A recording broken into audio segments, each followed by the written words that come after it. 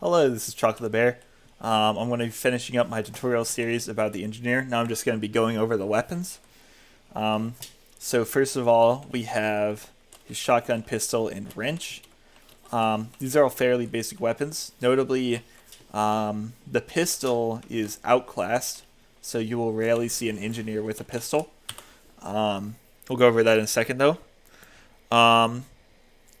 So the engineer has a few different types of shotguns. We've seen the panic attack on other classes before, so I won't be going over that. First up, I want to be talking about the Widowmaker. So before, in my last video, I said that engineer has a separate thing for his ammo and his metal. The Widowmaker changes that, where he still has 200 metal. And the Widowmaker, it takes ammo to fire, and you get ammo back depending on the amount of damage dealt. So the Widowmaker, it still only has 6 shots, just like a regular shotgun. But if I hit an enemy, I can get my ammo back. And the shotguns can deal like up to 100 damage or so. So you can actually get metal back for this. Problematic though is if you build stuff like this, and now I only have 1 shot of my gun. So Widowmaker, it's a really fun gun to use because you can just go to town on players. But Engineer, he has the same loadout as the Scout, but because of his speed and because of his fact that he can't double jump, he doesn't have a way of killing like the Scout. So this shotgun is very questionable. I wouldn't run it too much. Don't worry about it. Next up, Frontier Justice. It has less ammo, but it gets revenge crits for each kill or assist that your Sentry Gun gets. So I said that your Sentry Gun won't get very many kills. It can though. And it can also get assists. So after your Sentry Gun blows up, you get those crits. Critical hits, of course, deal 3 times as much damage. No damage drop off. Very effective for killing people, even with the engineer. If you're dealing 180 damage a shot at like medium range, you can kill a heavy in 2 shots. Very useful to know. Like, less ammo in the magazine is kind of weird though. Next up, we got the Thompson. It replaces your gun with a laser. And the laser is bad and does barely any damage. Don't do it. Next up, we got the... I should mention it also drains cloak and uber charge. Still don't use it. Alright, so next up, we got the Rescue Ranger. And the Rescue Ranger is a really go-to weapon of choice. And it's really fun to use. It fires a bolt, kind of like the Thompson. I believe the bolt travels a little bit faster. It also has less ammo, though, than a regular shotgun. And the good thing about the bolt is, at this range, I can deal like 30 damage to an enemy. That's something you can't really do as Engineer with a regular shotgun. So it gives Engineer a bit of long-range spam for him to use, which is really useful. And more important than that, it can heal your Sentry Gun at range. So normally the only way to heal a Sentry Gun is by whacking it with your wrench while you have metal. This uses your metal and uses it to heal your Sentry Gun. So another use for the Rescue Ranger, you can pick up your Sentry Gun at range. Normally you can only pick up your Sentry or any of your buildings while you're close to them. The Rescue Ranger bypasses that, allows you to do that at any range. So really useful there. It's mostly used for long range healing and spam damage. Picking up your sentry, you can always rebuild your sentry, so it's not that useful. But there are a lot of scenarios where you don't want your Sentry Gun to die, and it can just deny the enemies destroying your Sentry Gun, even if you have to move it to somewhere that's not really helping. So next up, we got the Secondaries. And the Secondaries are some of the most interesting weapons of the game. We're going to start with the Short Circuit. It has this laser. Short Circuit consumes your metal. It's kind of like the Widowmaker in a way, except it doesn't have a way to replenish your metal. So it has this laser, and this laser, you can fire it like really quickly. So what does it do exactly, though? That's something worth noting. It's got two different functions. So it does like a little bit of damage, and it also, I believe, now they might have changed this, it catches rockets and grenades. So the idea of this weapon, it's not really for damaging enemies, but if I see a soldier spamming, I can use this to catch his stuff out of the air, and it just phases that out of existence. Very interesting. You normally won't be using it like a laser beam unless you're trying to kill someone. But it's not too common that you're going to be killing someone with this. You have a primary weapon, and even the Rescue Ranger, it can deal like 60 damage at close range. It's usually better for killing people. It does have another firing mode, which is the right click. If I right click, it fires this ball of power, and this ball of power takes 65 ammo, so I only get 3 of it if I'm full on ammo. And it destroys all projectiles and does a little bit of damage. So it still doesn't do a lot of damage, not good for killing, but it catches all projectiles. And what this is good for is if the enemy team is spamming a ton of projectiles at your team and you just want to catch all of it. The main use for it would be if there's like a sticky trap that you want to get rid of instantly. Say the demo man is putting like 3 different stickies on my building. Bam, they're all gone. You can also use it while on the cart. I should mention that payload carts give you 40 ammo like per second while you're on them. So even though this takes 65 ammo, you can fire it like decently quickly while you're on the cart. So that's that. Next up, we got a much more interesting weapon, the Wrangler. So the Wrangler is the engineer godsend. You basically always want to be using the Wrangler. It's just the best. The pistol, the engineer doesn't really need a way of finishing off people like the scout, so the pistol isn't as useful for the scout. Even when I'm using the Rescue Ranger, I'll generally want to use the Wrangler. And the Wrangler, it's not a weapon. It doesn't deal damage, but what it does do is it lets you take manual control of your Sentry Gun. And that's not useful. That's not good. The Sentry Gun, it fires by itself, and it kills anyone in proximity. What this does do is it lets you go outside of proximity. So I said the Sentry can aim at anything in the blue circle. You can see that that door over there is not within the blue circle. But using the Wrangler, I can aim at that door. Left click fires the gun like normal. Right click fires rockets. So I can use the rockets from the Sentry Gun. You can see, well, that was supposed to hurt me. It does deal team damage, or not team damage, but damage to you.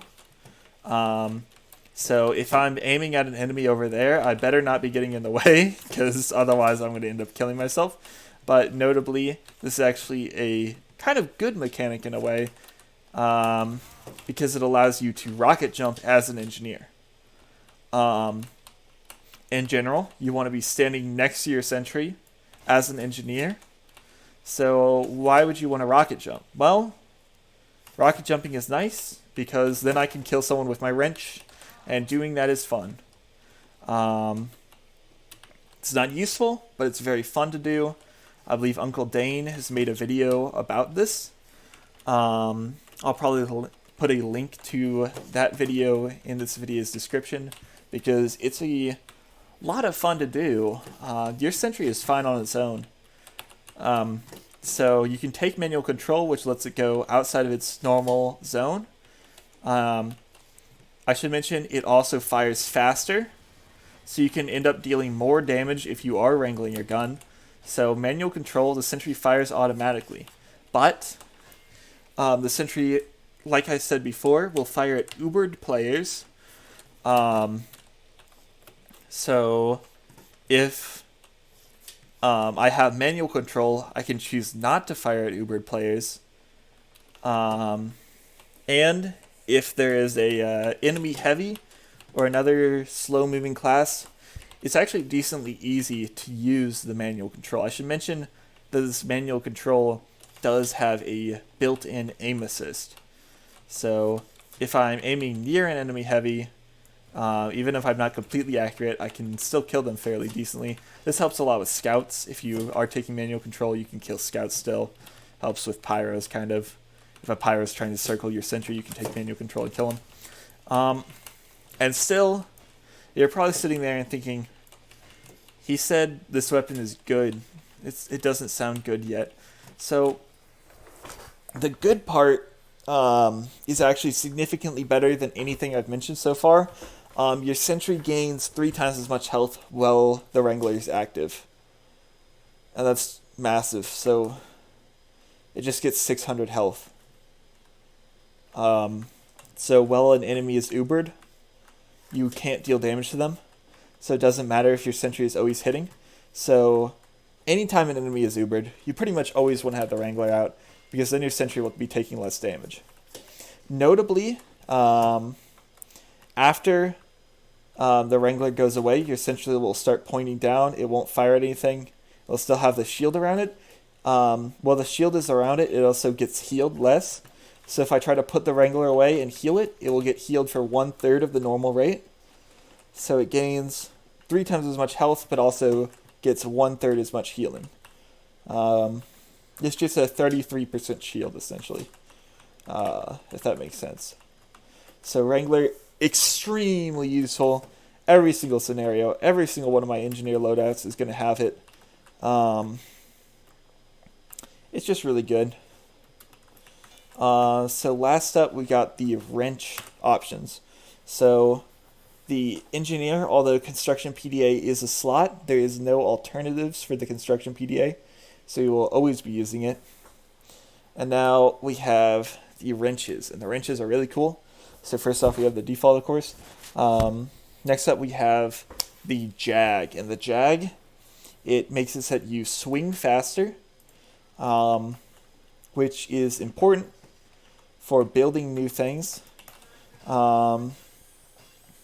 Faster swinging means that I'll be able to upgrade it faster. It also helps stuff build faster. So construction speed boost increased by 30%. That is the boost, not the actual speed. So a teleporter will build at the same rate, but when I'm hitting it, the boost is increased by 30%. So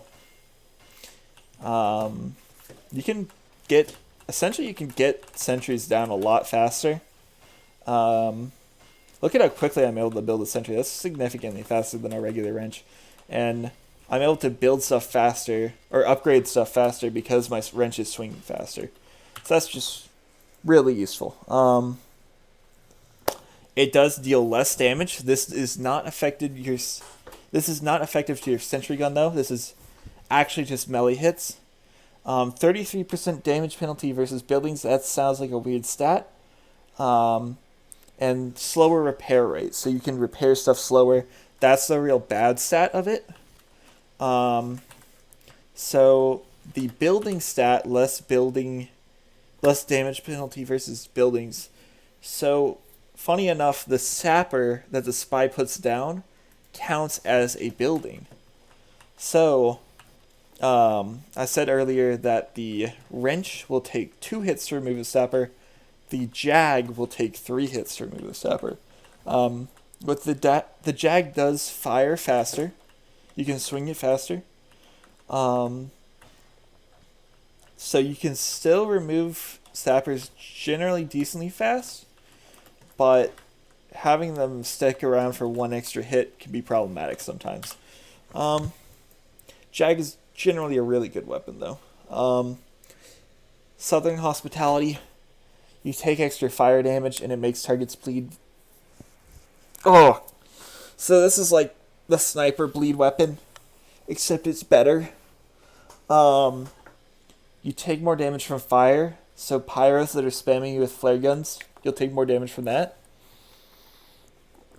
That doesn't matter too much. The bleed, though, also doesn't matter too much, because if you're hitting a spy, you're generally going to kill him. Southern Hospitality is just something that you just don't use ever. It's just like, why does this exist? I just hyped up the Jag. The basic wrench is also really good. Next up, we got the Eureka effect. So, Eureka effect, it makes teleporters cost 50% less. The construction speed boost is 50% less. So stuff will build at the same rate, but if you're whacking it, it will build a little bit slower than if you were normally whacking it.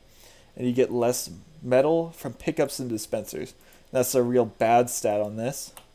So I did gloss over one of the stats that makes this weapon really good. So you get less damage, or you get less ammo from metal. So I'll only get 80 metal from this. That's kind of problematic over time. Just having less metal to work with as an engineer is in general really bad, unless there's a lot of metal to work with.